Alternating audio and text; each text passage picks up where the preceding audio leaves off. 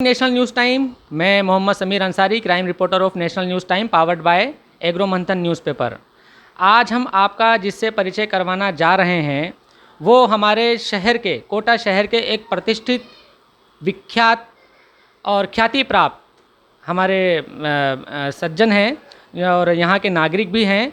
और इनके बारे में बताने से पहले मैं इनके पद के बारे में बताना चाहता हूँ कि इनको कितने पदों से नवाजा गया है।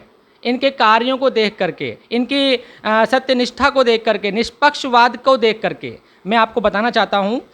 ये पूर्व शहर जिला अध्यक्ष अल्पसंख्यक मोर्चा विभाग के रह चुके हैं। ये पूर्व प्रदेश कार्यकारिणी सदस्य भी रह चुके हैं। पूर्व जिला प्रभारी भाजपा कोटा भी रह चुके हैं और हाल फिलहाल जिला कार्यकारिणी सदस्य भाजपा के हैं। कोटा जिला संयोजक मुस्लिम राष्ट्रीय मंच भी हैं और राष्ट्रीय मानवाधिकार एंड एंटी करप्शन मिशन के संभागीय महासचिव भी हैं। और भी कई पद इनके पास जो छोटे मोटे पद हैं वो उनकी कोई गिनती नहीं है। ऐसा क्यों? इतनी नवाजिशें क्यों? क्योंकि जो हमारे अब्दुल वहीद मुल्तानी जी हैं, जी हाँ बिल्कुल आपने सही सुना, अब्दुल वहीद मुल्तानी जी जो कोटा शहर के एकमात्र ख्याति प्राप्त पर्सन जो गरीबों की सुनते हैं, गरीबों की सुन के और उस पर मतलब उनको न्याय दिलाने की मांग करते हैं, उनके साथ साथ चलते हैं, उनके ना तो पीछे चलते हैं ना उनके आगे चलते हैं, उनके कदम से कदम मिलाकर चलते हैं। मैं उनसे आज आपका परिचय करवाना चाहता हूं, मिस्टर अब्दुल वहीद मुल्तानी जी। बताइए सर। जी बिल्कुल, आपने सही कहा। सब जो गरीब तबका जो व्यक्ति होता है और उसको जब परेशानी का सामना करना पड़ता है तो उसके दिल से पूछो कि उसकी पीड़ा, उसका दर्द और उसका दुख किस प्रकार से उसको उसके दिल पे, उसके जख्मों पे मरहम लगाया जाए, उसके वो कार्य मैं बिल्कुल करता हूँ और मैं ज़िंदगी भर करता रहूँगा। क्योंकि हर व्यक्ति सक्षम है, लेकिन जो थर्ड ग्रेड का जो व्यक्ति होता है, गरीब व्यक्ति, जैसे कि ठेला चलाने वाला हुआ, ऑटो चलाने वाला हुआ, बेलदार हुआ, गरीब हुआ, फ़कीर हुआ, उसकी तरफा कोई देखता नहीं है। मैंने इसी के अंदर कोरोना काल में मैंने ये देखा। एक बार मैं अपने घर कोरोना काल में जब पूरा लॉकडाउन लगा हुआ था, तो कोरोना काल के अंदर जब मैं आटा और वो चावल का कट्टा मैं लेकर आ रहा था, तो एक गरीब का बच्चा उस कचरे के अंदर से कुछ भी बीन रहा था और बीन कर उसको खा रहा था। तो मैंने उस वक्त वो गाड़ी रोकी और उससे पूछा कि मैंने कहा भैया तू क्या कर रहा है, बेटा क्या कर रहा है? कि अंकल 2 दिन से मैं भूखा हूँ, मम्मी पापा भी भूखे हैं, 2 दिन हो गए, कुछ मिला जो खा लिया। तो मैंने तुरंत वहाँ से घर पर आया, तो वो चावल का कट्टा मैंने मेरे मिसेस घर के सदस्यों से कहा कि इसका मटर पुलाव बनाओ, और बना के मैंने पैकेट बांटा। वहाँ पर जाकर हजीरे में जाके सारे झुग्गी झोपड़ियों को, लंगड़े लूले अपाहिजों को झुग्गी झोपड़ियों में सबको, जैसे ही मैं वहाँ लेके गया तो काफ़ी संख्या में भीड़ इकट्ठी हो गई। तो वो एक कट्टा भी कम पड़ा। फिर मैंने उसके दूसरे दिन से ही स्टार्ट करते करते मैंने पूरे कोरोना काल के अंदर उन गरीबों को, फ़कीरों को, बेसहारा को, उनको घर में जा के खाना दिया। और वो दुआ मुझे देते रहे। और इससे बड़ी कोई दौलत होती नहीं है, इससे बड़ा कोई वो होता नहीं है। इसी तरह से मैंने कोटा के अंदर 3 तरह की मुहिम चलाई। एक तो जो जिनकी माँ बाप, बच्ची जवान हो जाती है, माँ बाप शादी करने के लिए असमर्थ होते हैं, उसको, उन बच्ची को की शादी कराना, ये हमारा हमने लक्ष्य रखा कि उनकी शादी कराना, तो हम वो उस पर ध्यान दे रहे हैं। दूसरा ये है कि जिनके पास पैसे नहीं हैं, जिनके पास पैसे नहीं हैं, उनका हम पूरा इंतज़ाम करवाते हैं और सम्मेलन भी करवाते हैं। हर महीना सम्मेलन होता है, निस्वार्थ कोई रुपया नहीं लेते हैं।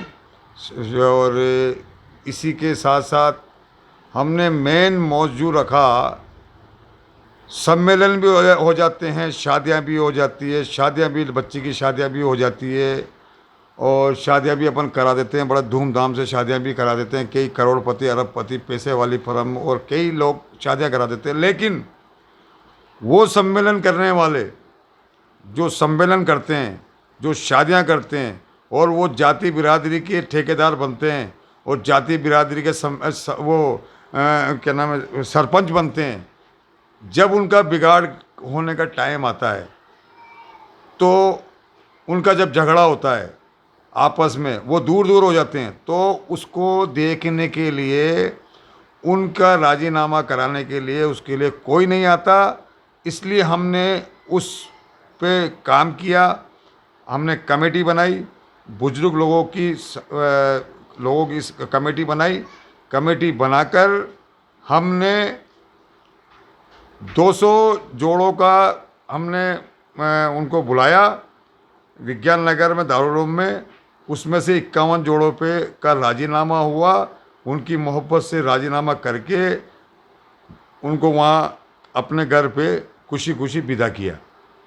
इसी तरह से हमारे मोहल्लों में और कॉलोनियों में जो स्मैक बेचते हैं, शराब बेचते हैं, गांजा बेचते हैं, ये बेचते हैं, तो कई लोग, हमारे नौजवान बच्चे, वो उसमें लिप्त, नशा पदार्थ में लिप्त हो जाते हैं और कई संख्या में, आज की डेट में कई संख्या में बढ़ रहे हैं। तो हमने उस पर हमने टीम बनाई और उस पर टीम पे काम किया। कई मोहल्लों के अंदर से हमने कई मोहल्लों में से हमने वो उस पर कामयाब भी हुए और वो वहाँ पर कई मोहल्लों में हमने कामयाब होकर उनको इसमें गांजा चरस बेचने में ख़त्म भी करवाया उनका। तो मैं समझता हूँ कि ये मेरा ही काम नहीं है, ये मेरे अकेले का काम नहीं है। आप सभी मैं जो इस चैनल को देख रहे हैं, उनका भी काम है। तमाम हर तकबे का, ये नहीं कि मुसलमान ही करे, हिंदू ही करे, सभी धर्म के लोगों को एकजुट होकर इस पे ज़रूर ध्यान दे। नशा करने वाला, नशा कराने वाला, वो जात पात नहीं देखता है।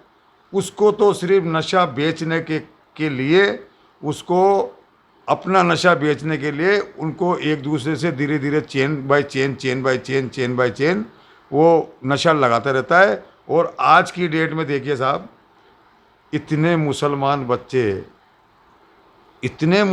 बच्चे, नौजवान बच्चे गांजा चरस और शराब में लगे हुए हैं।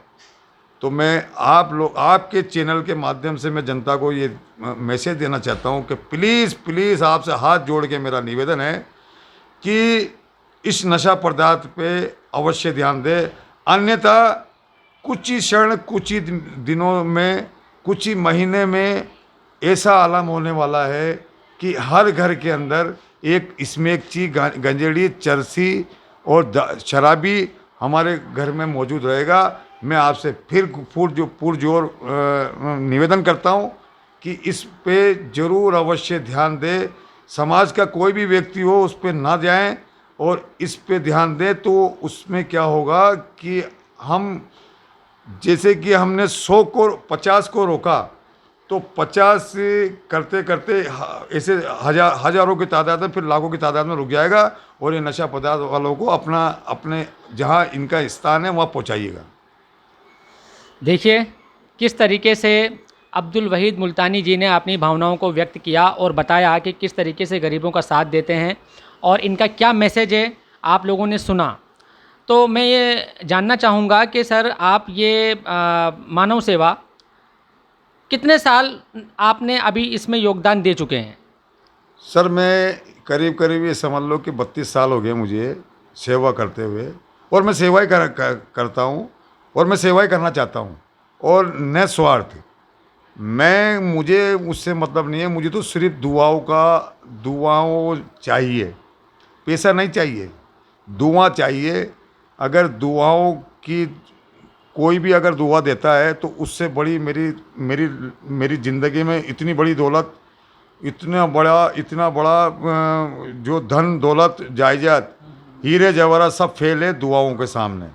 क्योंकि आज हम दुआ लेंगे तो हमारा घर भी नूरानी रहेगा, और समाज में भी बहुत वैल्यू रहेगी। जैसे कि मैंने मेरा जिला प्रशासन में, पुलिस प्रशासन में है, जिला प्रशासन में मेरी उनकी मेरी बहुत इज्जत है। कारण ये है कि, और ख़ास तौर से मुस्लिमों से भी मेरा एक निवेदन है कि आज की जो डेट में आज मुस्लिमों के लिए मैं मैसेज देना चाहता हूँ कि आज की जो डेट में, पहले आज से 50 साल पहले हम मुस्लिम अनपढ़ अंगूठा टेक थे। लेकिन आज की जो जनरेशन है, आज की जनरेशन पढ़ी लिखी हो गई। जैसा कि आपने देखा हो तो एक लड़की वो 16 गोल्ड मेडल लेकर आई है, सुभान अल्लाह। ये और एक लड़का है जो 12 गोल्ड मेडल लेकर आई है पूरे विश्व में। उस मुस्लिम लड़की ने एक हमारा मुसलमानों का एक मैसेज दिया है, और मैं समझता हूँ कि उसको अल्लाह ताला उसको बहुत तरक्की अता फरमाए। उन्होंने पूरा मुस्लिमों की नाक ऊंची करी है, और सर गर्व से ऊंचा हुआ है पूरे हिंदुस्तान के मुसलमानों का। ये बहुत अच्छी बात है। और उनके माँ बाप, उनके जो माता पिता हैं, उनका तो क्या कहना, उनको जितनी तारीफ़ की जाए उन माँ बापों की। उन्होंने किस तरह से बच्ची को पढ़ाया, और उसके अंदर वो बच्ची बता रही थी कि उसके भाई का सबसे ज़्यादा संयोग है और पिता का भी संयोग है। और ऐसे माता पिता मालिक सबको दे। और मैं तमाम अहले सुन्नत मुसलमान भाइयों से मेरा गुजारिश है, मेरी हाथ जोड़ के गुजारिश है कि भाइयों, कोई गलत काम ना करो जिससे आप लोग बदनाम हो। पार्टी कोई भी हो, लेकिन आप बदनामी से बचो और बिकना बंद कर दो। कोई पार्टी मतलब कोई खरीदने आया, आपको बिकना बंद कर दो। मैं समझता हूँ कि हमारी कौम सुधार के अंदर लग जाओ। नौजवान भाइयों से भी मेरा पुरजोर गुजारिश है कि कौम सुधार में लग जाओ। और अगर कौम सुधर जाएगी और अच्छे कार्य हम करने लग जाएंगे, तो हमें जो आज बदनाम किया जा रहा है वो बदनाम कोई भी नहीं कर पाएगा। मानव सेवा परम सेवा, अपने कीमती 32 साल इन्होंने मानव सेवा करते करते निकाले, और आगे बिना माथे पे शिकन लाए करने के लिए रेडी हैं, तैयार हैं। तो क्यों ना इतने पद इनको, जो हमारे पार्टी हैं, इनको क्यों ना दें, क्यों ना इनको नवाजा जाए। दूसरा कि इन्होंने अपने परिवार में अपने जो इनके बच्चे बालक हैं उनको भी इस सेवा की ओर अग्रसर कर दिया गया है।